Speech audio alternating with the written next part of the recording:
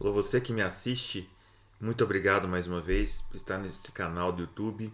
E hoje nós vamos falar um pouquinho do crime de furto. Vou responder três questões recentes do concurso do Ministério Público, Defensoria Pública e Magistratura, para que, partindo dessas questões, nós podemos fazer alguns comentários densos, ricos a respeito do crime de furto e também, nesse contexto, o crime de roubo em uma das questões. Então, sem maiores delongas, vamos aos comentários dessas questões. Bom, a primeira delas, sobre os crimes de furto e roubo, analise as afirmativas a seguir. A primeira delas, de acordo com a teoria da contretátil, a consumação do crime do furto ocorre quando há o contato físico com a coisa alheia móvel. Se fosse até aqui, estaria correto. Desde que haja a inversão da posse. Para essa teoria, não há necessidade de inversão da posse, basta apenas o contato físico com a coisa. É a teoria da contretátil. Não foi essa teoria adotada, como eu vou mostrar para vocês. A teoria adotada foi a teoria da amote ou apreende. Então, contretátil, a consumação se dá no momento em que o agente toca a coisa. Basta então que o agente encoste, por exemplo, em um aparelho celular que ele deseja subtrair, e nesse contexto estará consumado o crime de furto. Como vocês podem ver, é uma teoria muito radical, por isso ela não foi adotada. A teoria da amostra ou apreensio, que é uma teoria um pouco mais adequada, ela vai dizer que a consumação ocorre no momento em que a coisa é removida, passando para o poder do agente, mesmo, e aqui é que importa, mesmo sem retirá-la da esfera de proteção da vítima. Então, exemplo, a partir do momento em que o sujeito tem o telefone celular e que esse telefone celular passa para o seu domínio, a partir desse momento está consumado o crime de furto. Pouco importa nesse contexto que o agente tenha ou não retirado o bem da esfera de proteção, de vigilância da vítima. Então, se a vítima, por exemplo, naquela situação, se depara com o réu furtando, subtraindo a coisa, e no mesmo contexto grita por socorro e a polícia acaba prendendo o réu em flagrante delito no momento em que ele subtrai a coisa, o furto estará consumado. Atenção, pessoal, o furto estará consumado.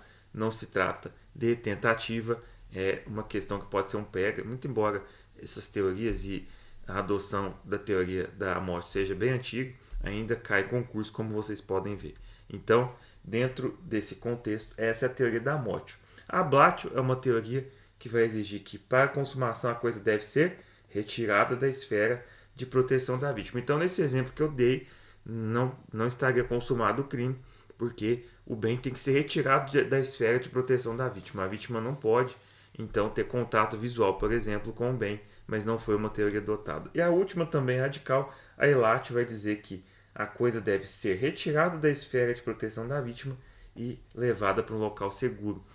Bom, gente, então como vocês podem ver, o que importa aqui para essas teorias é a retirada ou não do bem da esfera de proteção da vítima. Vejamos aqui que a contretátil nem vai falar nisso, basta quando a gente toca a coisa. A morte, que é a teoria adotada pelo STJ, Tribunais Superiores, diz que a coisa deve passar pelo poder do agente, não basta que ele encoste na coisa, mesmo que ele não retire ela da esfera de proteção da vítima. A ablatio, essas duas também não foram adotadas, vai dizer que a coisa tem que ser retirada da esfera de proteção da vítima e que, além de ser retirada da esfera de proteção da vítima, levada para um local seguro. Essas então são as teorias que explicam a consumação do crime de furto, também de roubo. Então, o primeiro item está incorreto.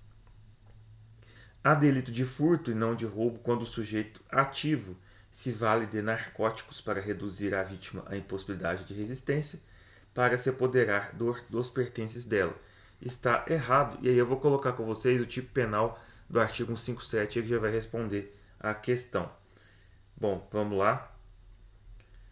Artigo 157. Subtrair coisa alheia móvel para si ou para outra mediante grave ameaça ou violência à pessoa, até que não nos interessa, grave ameaça ou violência. Grave ameaça é o momento, por exemplo, que o sujeito aponta uma arma de fogo para a vítima. A violência é quando ele, por exemplo, acaba dando um soco na vítima para subtrair o celular no primeiro momento, né? Ou, aqui que vai importar, ou depois de havê-la por qualquer meio, fórmula de interpretação analógica aqui, reduzido a impossibilidade de resistência. E nesse contexto, como ele oferece narcótico para a vítima que está reduzindo ela, está reduzindo a impossibilidade de resistência dela, então por isso é que se trata sim de crime de furto. Bom, então está errado. O terceiro e último item, não é cabível a tentativa de roubo impróprio. Aí vamos analisar uma questão polêmica essa daqui e eu vou falar para vocês por quê. Vamos analisar novamente o crime de roubo, lá no parágrafo 1º. Aqui eu tenho roubo próprio, em duas modalidades, né? Subtrair coisa alheia móvel para si ou para outrem, mediante grave ameaça ou violência à pessoa. Então, a grave ameaça ou violência exercida antes, né? Ou depois de havê-la por qualquer meio reduzida em possibilidade de resistência. Todos esses contextos aqui, a violência ou grave ameaça ou esse outro meio que reduz a impossibilidade de resistência da vítima são exercidas antes. No parágrafo 1º, na mesma pena incorre quem?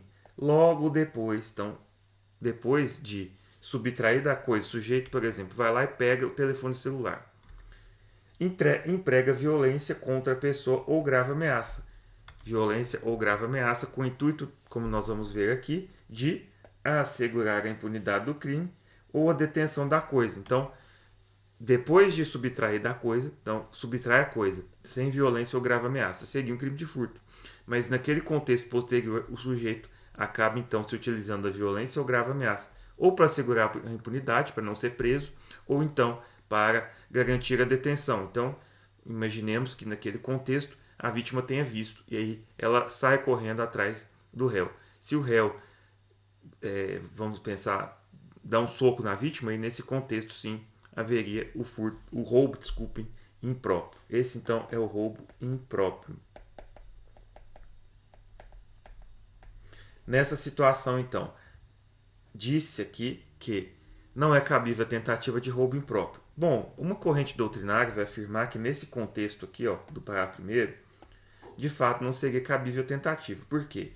Ou o sujeito emprega violência e grave ameaça e consuma o roubo impróprio, né? Primeiro, então, subtrai a coisa e depois é que ele emprega violência ou grave ameaça, ou ele não faz isso, não vai acontecer o roubo, pode acontecer um furto. Essa é a primeira corrente. A segunda posição doutrinária vai afirmar que é sim possível a tentativa dentro dessa situação, embora de possível configuração.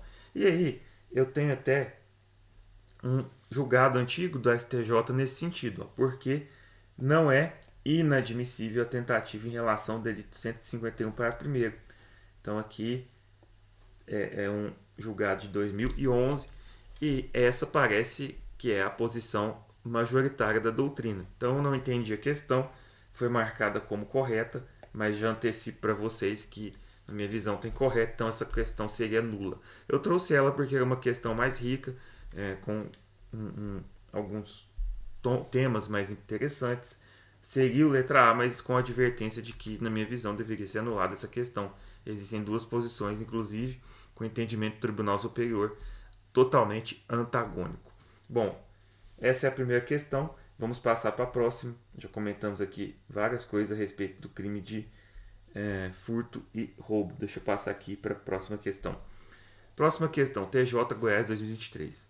Jorge, em agosto de 2023. Esses dados são importantes. Nessa questão não vai ser, mas geralmente podem ser importantes, por exemplo, para efeito de prescrição. Invade o galinheiro de um vizinho. Então, invadindo, ele necessariamente vai ter que, por exemplo, romper um obstáculo.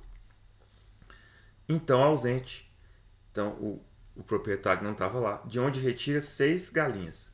2 das quais abate para sua alimentação. Então, ele come 2 galinhas e sobra 4. Valendo as demais, passando por seu dono. Então, aqui não tem furto, aquele furto famélico, né, que o sujeito subtrai para matar a própria fome. Por quê? Sobraram outras 4. Ele só utilizou 2 para sua própria alimentação. Não posso dizer que existe nesse contexto uma excludente ilicitude, porque estado de necessidade, porque ele não estava em estado de necessidade, senão ele teria consumido todas as galinhas, né? Jorge não possui qualquer anotação criminal, informação também importante, e o valor total das referidas aves é de R$ 150. Diante do caso narrado, a correta adequação típica dos fatos à luz do ordenamento jurídico penal é... Bom, vamos lá para o crime de furto. Subtrair para si ou para outra coisa a lei móvel, reclusão de 1 a 4 anos e multa. No parágrafo 2º, se o criminoso é primário, de pequeno valor a coisa furtada, o juiz pode substituir a pena de reclusão pela detenção, diminuí-la de 1 a 2/3 ou aplicar somente a pena de multa. Vejam só, e o furto qualificado, destruição ou rompimento de obstáculo ou subtração da coisa, me parece que seria o caso se empregar aqui o furto qualificado. Bom, pessoal, nesse contexto eu não posso aplicar o princípio da insignificância porque o valor do bem, isso questão de 2023, ele é superior a R$ 130, seria 10% do salário mínimo. Esse é um dos parâmetros das diretrizes para aplicação do princípio da insignificância. Então, muito embora não tenha havido aqui violência ou grave ameaça, o valor supera aquele patamar que os tribunais colocaram. Para efeito de furto de pequeno valor, seria um salário mínimo, então aqui está adequado, o sujeito é primário, então aplica-se a ele o furto privilegiado. É qualificado porque houve rompimento de obstáculo. Então, a questão correta aqui, já antecipando, seria a C, furto qualificado privilegiado. É possível o furto qualificado privilegiado? Sim, já é uma posição jurisprudencial bem antiga. Eu vou mostrar para vocês algumas teses de jurisprudência em relação ao crime de furto. A primeira delas, que eu já trabalhei antes, consuma-se o furto com a posse de fato da res furtiva. Né? Então, quando a pessoa tem já naquele momento a posse do bem, ainda que por breve espaço de tempo e seguida de perseguição do agente, sendo prescindível e desnecessária a posse mansa e pacífica ou desvigiada. É uma tese, tema 934 antiga, do STJ. A prática do furto qualificado por escalada, destreza, rompimento de obstáculo ou concurso de agentes indica a reprovabilidade do comportamento, sendo inaplicável a insignificância. Como regra. Agora, quando o bem é de um valor muito diminuto, o STJ e o STF têm superado esse entendimento para aplicar a insignificância. Por exemplo, subtração de shampoos que valem R$20. Por reconhecimento do crime de furto privilegiado, é indiferente que o bem furtado tenha sido restituído à vítima. Então não há necessidade de restituição para a aplicação do furto privilegiado. Para a caracterização do furto privilegiado, além da primariedade, o valor do bem não deve exceder ao salário mínimo vigente à época dos fatos. Já falei para vocês. Escalada e rompimento de obstáculo, né? Então essas qualificadoras exigem o exame pericial, salvo quando for inexistente os indícios ou eles desaparecerem. Ou ainda se as circunstâncias do crime não permitem a confecção do laudo. Então, regra, realização de laudo, exceção, não realização do laudo, nessas hipóteses. Reconhecido o privilégio no crime de furto, a fixação de um dos benefícios parágrafo 2º exige expressa fundamentação. Então, o juiz tem que fundamentar por que ele escolheu ou aplicar só a detenção ou diminuir a pena. Ele tem que fundamentar expressamente, porque o juiz tem essas três opções, como eu disse aqui para vocês, ou aplica só a detenção, ou diminui a pena, ou só aplica a pena de multa. Então ele vai explicar. Pode ser que, por exemplo, o motivo para aplicar a que beneficia mais, por exemplo, só a pena de multa, é o inexpressivo valor do bem, como nesse contexto aqui que se aproximou bastante de 10% do salário mínimo, que é quase o caso de se aplicar insignificância. Então o juiz fundamenta. A lesão jurídica resultante do crime de furto não pode ser considerada insignificante quando o valor dos bens supera 10% do salário mínimo, vigente à época dos fatos. Tá? Então, se o juiz está dando a sentença 5 anos depois, ele tem que considerar o salário mínimo vigente na época do fato. Nos casos de continuidade delitiva, então, lá do artigo 71 do Código Penal, o valor a ser considerado para fins de concessão do privilégio ou do reconhecimento da insignificância é a soma dos bens subtraídos. Então, se o sujeito praticou, por exemplo, 5 crimes de furto em continuidade delitiva, tem que somar. Se em cada vez ele subtraiu R$50, R$250, para considerar a aplicação ou não da insignificância ou do furto de pequeno valor. Por último, Questão da Defensoria Pública do Rio de Janeiro. Sérgio, no dia 1º de outubro de 2023, se aproxima de Stênio, que caminhava fumando tranquilamente pela rua. E lhe solicita um cigarro. O Stênio, gentilmente, ao tentar pegar o maço de cigarro que estava em sua mochila, é surpreendido por Sérgio, que tenta arrebatá-la. Então, naquele contexto, ele pratica um crime de furto. Imediatamente, o Stênio entra em luta corporal com o Sérgio para que ele não consiga subtrair. Então, ele resiste sua mochila com seus pertences. Durante a contenda, o Sérgio, então, morde a orelha de Stênio e, em razão disso, acaba conseguindo se desvencilhar, sendo saído correndo e abandonando a mochila. O fato é presenciado por transeuntes que imediatamente acionam policiais militares que passaram pela ronda por local. Sendo assim, Sérgio é preso em flagrante e conduzido à delegacia de polícia. Dentro dessa situação, então, pergunta-se, né, se é correto afirmar que sua conduta adequou formalmente aos elementos descritos no não é roubo. Então, eu já posso eliminar essas questões aqui. Eu vou explicar por que não é roubo. Vejam só, não é roubo impróprio porque, em primeiro lugar, o Stênio, né, o Stênio que foi... Stênio ou Sérgio, que é o autor? É o Stênio. O Stênio, então, tenta praticar um furto, não consegue. O Sérgio, naquele contexto, para evitar o furto, ele é que tem uma reação, né? Então aí ele vai partir para cima do Stênio. O Stênio, para fugir, pratica uma lesão corporal. Então eu tenho, nessa situação, um crime de furto e um crime de lesão corporal e não um crime de roubo. Porque o crime de roubo, eu já disse a vocês lá na primeira questão, crime de roubo impróprio, o agente, em primeiro lugar, ele pratica uma subtração sem violência e grave ameaça, depois é que ele vai empregar violência e grave ameaça ou para fugir da punibilidade do crime ou até mesmo para garantir a detenção do bem. Não foi o caso. Aqui quem reagiu, quem partiu para cima foi o Stênio, o Sérgio, aliás foi o Sérgio, né? O Sérgio é a vítima, o Stênio é o réu. Então o Stênio apenas praticou lesão corporal para tentar se desvencilhar. A questão agora é saber a seguinte, se houve o crime de furto, né, e tentou arrebatar a mochila dentro dessa situação. Então vejam, artigo 55 caput 129 não é porque não se trata de furto consumado. Na minha visão aqui é o artigo 155 com 14 caput, furto simples tentado em concurso com a lesão corporal. Bom, pessoal, é isso. Deixa eu confirmar aqui se foi essa. Bom, é isso mesmo, não tem mais questões. A alternativa é. Então, muito obrigado a você que me assistiu mais uma vez. Se você gostou desse vídeo, deixa a curtida, comentários. Não se esqueça de ativar as notificações para sempre receber esse conteúdo. Todas as sextas-feiras vou postar esse vídeo com correções de questões importantes de provas da magistratura, Ministério Público, Defensoria e de outras carreiras como um todo. Então é isso, um grande abraço a todas e a todos. Meu muito obrigado, até a próxima. Fiquem com Deus. Tchau, tchau.